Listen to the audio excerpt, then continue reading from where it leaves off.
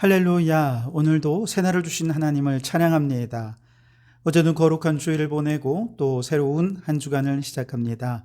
이 한 주간 주신 말씀 마음에 새기며 예수로만 충만한 삶을 살아가는 한 주간이 되시기를 주님의 이름으로 축원합니다. 오늘은 예레미야 39장 말씀인데요. 오늘 11절에서 18절까지 말씀을 봉독해 드립니다. 하나님의 말씀을 경청하시기 바랍니다. 바벨론의 느부갓네살 왕이 예레미야에 대하여 사령관 느부사라단에게 명령하여 이르되 그를 데려다가 선대하고 해하지 말며 그가 내게 말하는 대로 행하라.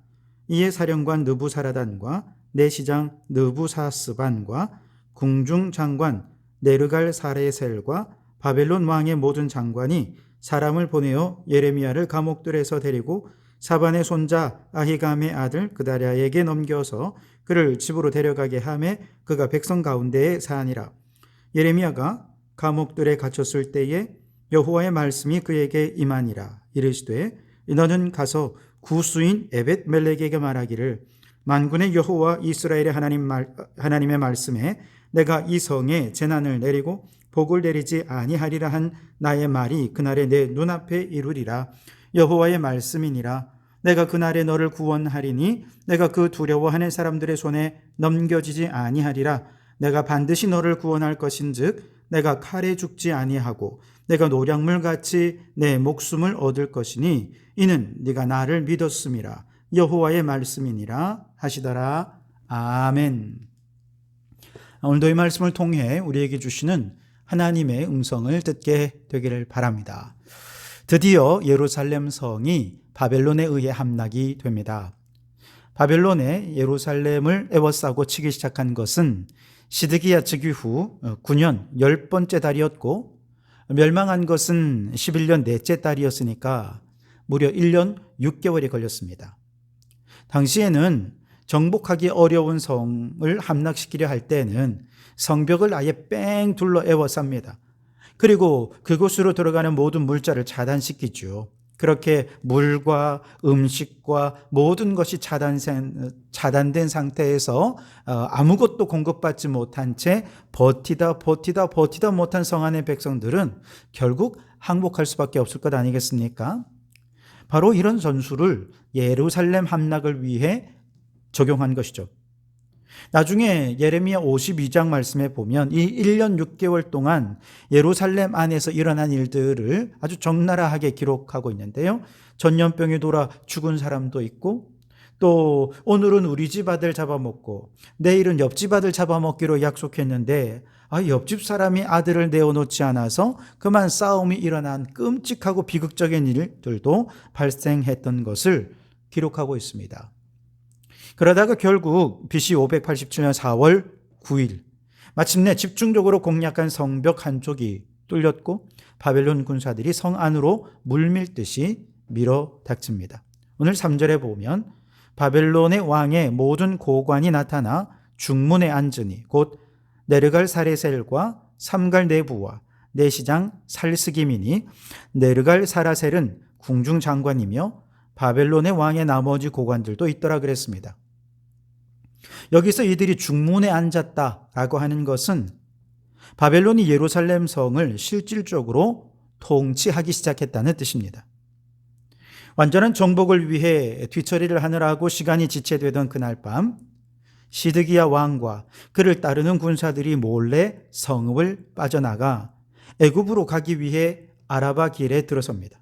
4절에 보면 유다의 시드기야 왕과 모든 군사가 그들을 보고 도망하되 밤에 왕의 동산길을 따라 두 담 셋 문을 통하여 성읍을 벗어나서 아라바로 갔더니 그랬습니다. 어떻게 됐을까요? 바벨론 추격대가 가만 내버려 둘 리 없죠.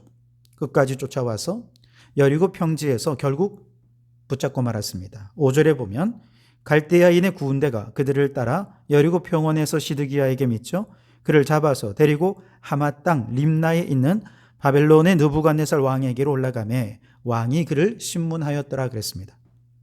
시드기야 왕은 사슬에 묶여서 하맛 땅에 원정 나와 있는 바벨론 왕 느부갓네살에게 끌려갑니다.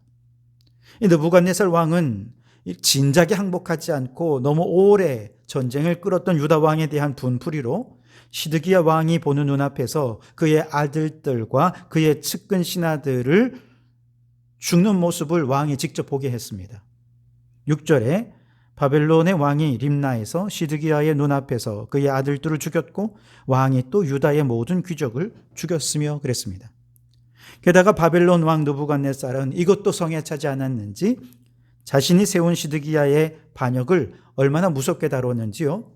그냥 단칼에 베어 쉽게 죽도록 하는 것보다 더 무서운 형벌로 그 두 눈을 빼어내고 사슬로 묶어서 바벨론으로 이송하는 치욕과 고통을 안겨줍니다. 7절 말씀해 보시면 왕이 또 시드기야의 눈을 빼게 하고 바벨론으로 옮기려고 사슬로 결박하였더라 그랬습니다.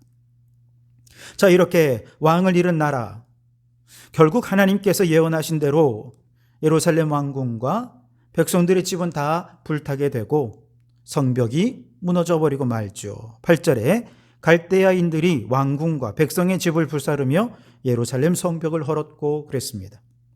게다가 성 안에 남아있는 포로들을 다 사람들을 포로로 잡아갔는데 예레미야 52장에 보면 1차 포로 때 3023명, 2차 포로 때 832명, 그리고 마지막 완전 정복한 후에 3차 때 포로로 끌려간 인원이 745명이었습니다. 그러면 예루살렘 안에 겨우 4,000명 정도밖에 안 되는 4,500명밖에 안 되는 사람들만 살았을까? 그렇지 않죠. 이미 대부분의 이스라엘 백성들은 난리를 피해 다 도망갔다는 것입니다. 그동안 남아있던 사람들만 포로로 끌려간 것이죠. 그리고 남아있는 사람들은 가난한 자, 빈민들, 이런 사람들만 남아서 그들에게 포도원을 갖게 해주었습니다. 9절과 10절에 보시면 사령관 느부사라단이 성중에 남아있는 백성과 자기에게 항복한 자와 그 외에 남은 백성을 잡아 바벨론으로 옮겼으며 사령관 느부사라단이 아무 소유가 없는 빈민을 유다 땅에 남겨두고 그날에 포도원과 밭을 그들에게 주었더라 그랬습니다. 바벨론에 전혀 위협이 되지 않을 만한 사람들, 그런 사람들에게 모든 소유를 넘겨주어서 바벨론이 전혀 걱정하지 않겠다는 거죠. 반면에 지금까지 항상 모든 순간 하나님 말씀에 순종했던 예레미야는 느부갓네살 왕의 은혜를 입어 선대를 입게 됩니다. 11절 12절에 보시면 바벨론의 느부갓네살 왕이 예레미야에 대하여 사령관 느부사라단에게 명령하여 이르되 그를 데려다가 선대하고 해하지 말며 그가 내게 말하는 대로 행하라 그랬습니다. 그래서 예레미야 선지자는 감옥들에서 풀려나서 백성들과 함께 일상의 삶을 회복할 수 있게 된 것이죠.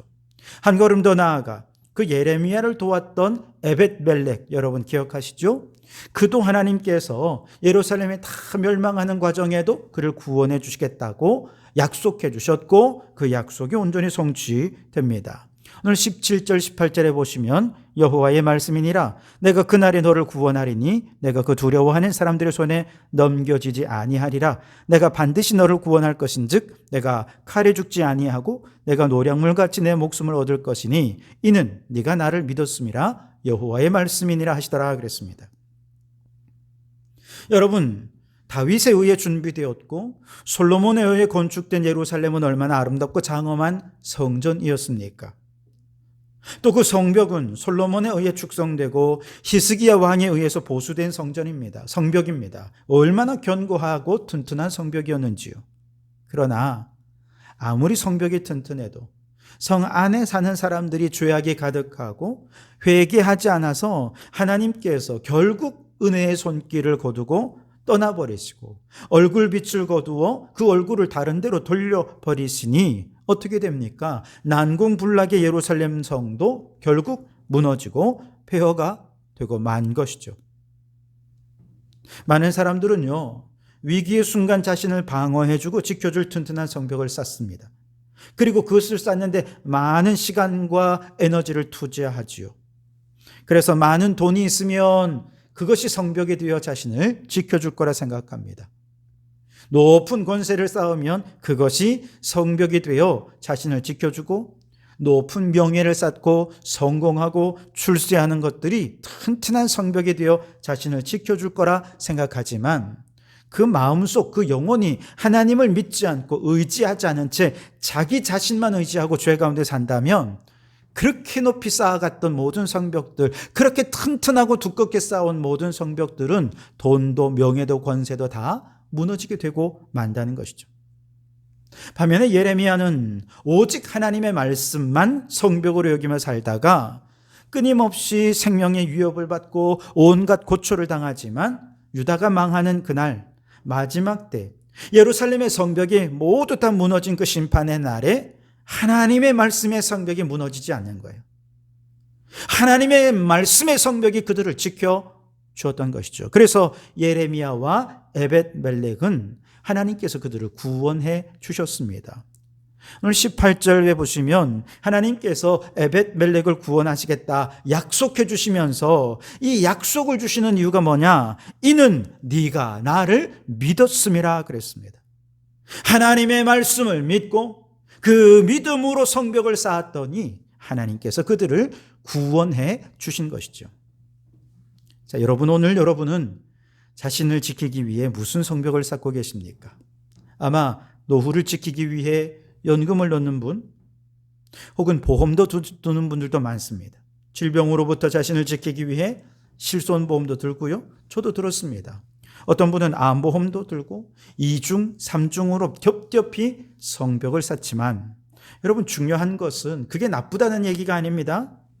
이보다 더 중요한 것은 우리 영혼을 지키기 위해 말씀의 성벽을 쌓는 일에도 힘을 기울여야 한다는 것이죠. 말씀의 성벽이 튼튼하면 다 무너져도 다시 재건할 수 있지만 말씀의 성벽이 무너져 있으면 모든 것을 아무리 튼튼하게 쌓아도 무너지는 건 한순간이기 때문이죠. 잠언 4장 23절에 무릇 지킬 만한 것보다 내 마음을 지키라 생명의 근원이 이에서 나느니라고 했습니다. 여러분, 하나님의 말씀으로 마음을 지키는 것, 이것이 재산을 지키고 명예를 지키고 권세를 지키는 것보다 훨씬 중요합니다. 왜냐하면 그런 것들은 영원하지 않고 다 폐하여지지만 하나님의 말씀은 영원하시기 때문에 그렇습니다.